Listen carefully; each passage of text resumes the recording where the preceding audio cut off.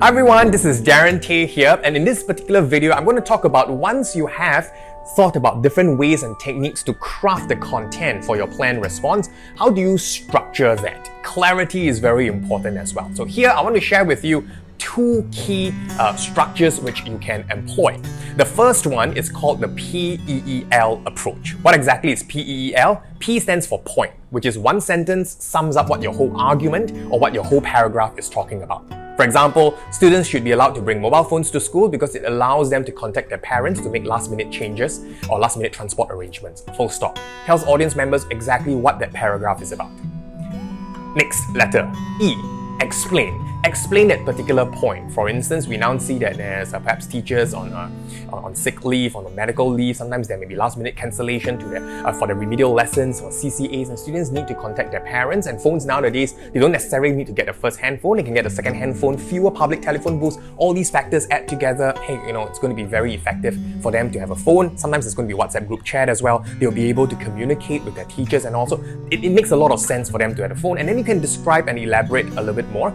The next letter, also with the letter E, it's example. For instance, if you've done a survey or you have done research and it shows X number or X% of individuals see the need to contact their parents at least 2 to 3 times a week, that can be used to support and buttress your argument.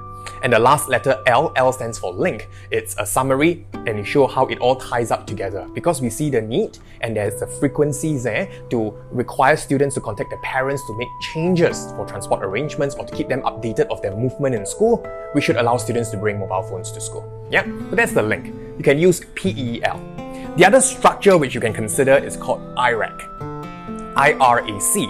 I stands for issue.